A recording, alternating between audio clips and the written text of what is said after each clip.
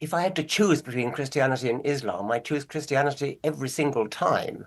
I mean, it seems to me to be a fundamentally decent religion, in a way that I think Islam is not. Hello everybody, Secular Spirit here once again. 2 videos in 1 week must be a record for me.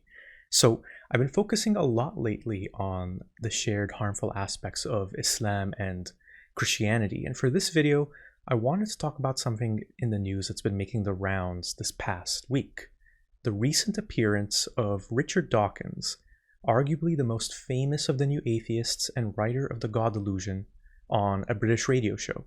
Professor Dawkins, it's very good to have you join us to discuss whether it matters that Christianity is playing a diminishing role in national life. Welcome to LBC. Thank you. And what would be your Easter message? I mean, I've said a few things. What would you tell the nation? Well, I must say I was slightly horrified to hear that Ramadan is being promoted instead. I do think that we are culturally a Christian country. I call myself a cultural Christian. I'm not a believer, but there's a distinction between being a believing Christian and being a cultural Christian. And so, I love hymns and Christmas carols, and I sort of feel at home in the Christian ethos. I feel that we are a Christian country. Okay, 2 points I want to make right off the bat. First of all, some people might be surprised to hear an outspoken critic of religion like Dawkins call himself a cultural Christian, or any type of Christian for that matter, but he's actually said this about himself for quite a while. Cultural Christians are people who are not believing and generally non-practicing, but they still appreciate and adopt Christian values and culture in their lives. The same phenomenon exists with cultural Muslims, by the way. They find beauty and value in Islam, even if they don't pray or don't believe that Allah exists. The second point is about something that I found pretty revealing. That the very first thing Dawkins talked about when asked about Easter and Christianity's diminished role in national life was Islam and fear of it replacing Christianity in the UK. What Dawkins was referring to when he mentioned how Ramadan was being promoted is how, in order to commemorate the Muslim holy month recently in March, Ramadan lights, 30,000 of them, were put up in a prominent thoroughfare in the city of London, a city that also has a Muslim mayor, by the way. Cue headlines like this one, carrying not so subtle hints of catering to European Christians fearful of the growing number of Muslims in their country. And cue these kinds of conversations in the UK. They put all the Christmas lights up and they put Easter lights up, except they're not Easter lights, are they? I think we've got a picture. They're Ramadan lights. No! Stop it! This is just wrong. And look, this is the capital city of the United Kingdom, a Christian country. That is still our state religion, whether you follow it or not. And we've got a big Islamic festival being celebrated on the main, most important thoroughfares. I think it would matter if we substituted any alternative religion. That would be truly dreadful. Well, which brings me to my supplementary point, which is that, as we know, church attendance is plummeting, but the erection of mosques across Europe, I think 6,000 are under construction, and there are many more, are being planned. So do you regard that as a problem? Do you think that matters? Yes, I do, really. I mean, I have to choose my words carefully. I mean, if I had to choose between Christianity and Islam, I choose Christianity every single time. I mean, it seems to me to be a fundamentally decent religion, in a way that I think Islam is not. At this point, I want to share a clip of someone else commenting on this interview. Actually, a lot of the big familiar YouTube personalities have talked about this already, from Apostate Prophet to Ben Shapiro, and lest he be neglected, bombastic attention seeker that he is, UK-based Muslim dawah man Mohammed Hijab also weighed in with a brief video that includes his obligatory aggressive demands to give him and his organization money. Hey you! Are you wasting your time on social media again? Your brothers and sisters in Islam Net from Norway are establishing a masjid, a dawah center. So give generously and Allah Azza wa Jal will give you even more. And of course, threats of the impending punishment of hell for Dawkins.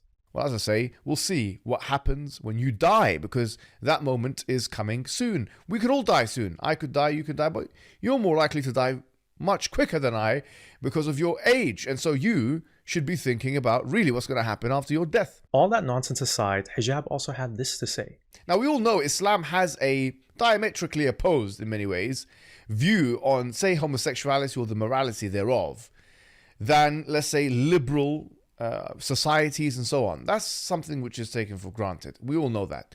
We also know that there is some level of, if you like, a managerial hierarchy in the family setting and otherwise between men and women in Islam. But to go further than this and to say that Islam is hostile towards women, hostile towards gays, and then to compare it with Christianity, well, actually, the same kind of criticism from a liberal paradigm can be made about Christianity in its literal and orthodox formats, both Catholicism and Protestantism. For example, the verse in Timothy which talks about the man being the head of the household, or that man shall not lie with other man, and the destruction of Sodom and Gomorrah. Those are things that you'll find in the Bible.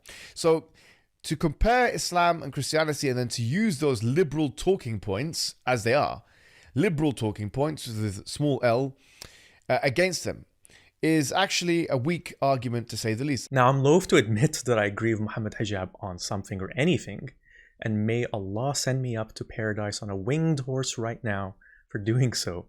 But he makes a good point here, although I look at it from a drastically different perspective from him, that Islam and Christianity share in being fundamentally wrong about the things that Hijab highlights. So when Dawkins said that Christianity is a fundamentally good religion, it was definitely a head scratcher for me, considering all the points he's made over the years about how Christianity is built on blind faith and fear of the devil and hell and eternal separation from God, and the neglect of reason, and how Christianity condones slavery and condemns homosexuality. He even says in this very same interview that Christianity has a bad track record regarding women and the neglect of reason. Yes, I mean, the way women are treated, I mean, Christianity is not great about that. It's had its problems with female vicars and female bishops and things. Well, insofar as fundamentalist Christians oppose evolution and think that the world was created 6,000 years ago, I mean, that is pernicious nonsense. And he even categorically states for the record that he thinks Christianity is not true. Yes, but I must emphasize that I think that the things that Christians believe are actually nonsense. Christianity has influenced people to build beautiful cathedrals, to compose wondrous music, and some of its teachings do promote love and forgiveness. But Dawkins' claim of fundamental goodness neglects toxic core teachings like original sin and that we need God for salvation or else we risk annihilation and suffering. Dawkins' narrow perspective reminds me of a group of people that I described in a previous video as pseudo-theists. People like Jordan Peterson, Reza Aslan, and more recently Ayaan Hirsi Ali.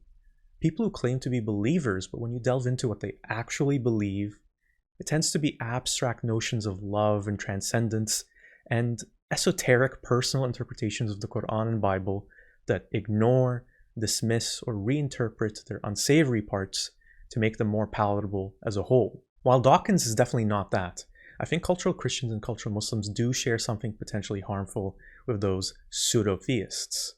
They essentially enable the toxic teachings of those organized religions as practiced by hundreds of millions of believers, even if these cultural Christians and cultural Muslims don't practice those teachings themselves.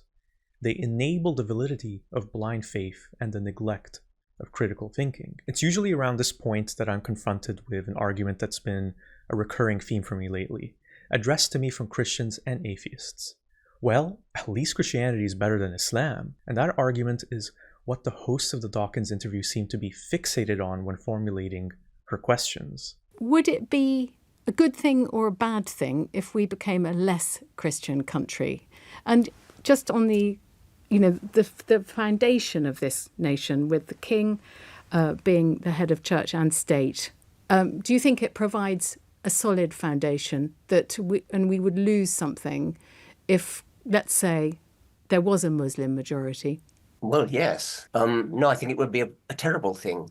And insofar as Christianity can be seen as a bulwark against Islam, I think it's a very good thing. I mean, in Africa, for example, where you have missionaries of both faiths operating, I'm on Team Christian side as far as that's concerned.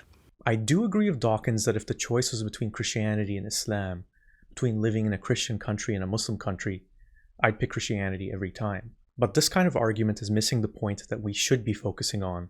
What's most important isn't which religion is worse and which one is better, because although organized religions and their teachings vary, they draw from the same self-sustaining pool of blind faith. The blind faith and toxic teachings of a Christian normalize the blind faith and toxic teachings of a Muslim and vice versa. What's most important is to base our lives more on reason rather than depend on blind faith. After all, you can believe anything on faith, which explains why we have so many diverging and conflicting religions. What's most important to focus on is this world, the tangible, real lives of the people we share this world with, their suffering, their well-being, not a promised invisible afterlife or some transcendent, inexplicable, abstract other reality. Presented with the option of Christianity and Islam, my real choice would be neither. My real choice would be for all of us to adopt a secular, humanist life philosophy instead. The beauty of church music and Quran recitations and religious architecture is undeniable, and organized religion has been used to improve lives and temper our worst impulses. These are things that have an important place in human history that should be understood and studied. It's also undeniable that organized religion, Islam and Christianity included, has been used to destroy lives and indulge and condone our worst impulses. Because ultimately, organized religion is a package deal. If you want the good, you have to take the bad. That's why I see Christianity and Islam as toxic belief systems, as stepping stones that we're currently moving past in an effort to build a better world. There are legitimate concerns about Muslim values that Muslim immigrants are bringing to countries in the West. Islamic views on things like the roles of women and freedom of expression are troubling. But the answer isn't a return to Christianity or an appeal to how Christianity is less dogmatic.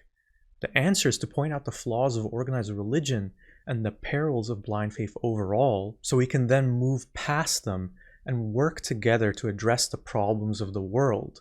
Climate change, global inequality, the dehumanizing materialism of capitalism, instead of adding to our problems with irreconcilable religious differences. And honestly, I'm disappointed in Dawkins for his simplistic praise of Christianity here, for falling prey to this Islam versus Christianity rhetoric, because I feel like he'd agree with a lot of what I have to say in this video.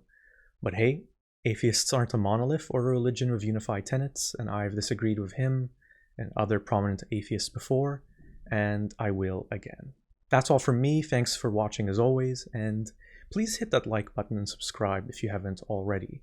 I'll be back again with another video soon, maybe in a couple of days to keep the streak going. Who knows? Maybe Mohammed Hijab will have a new ridiculous video to comment on. Allahu A'lam.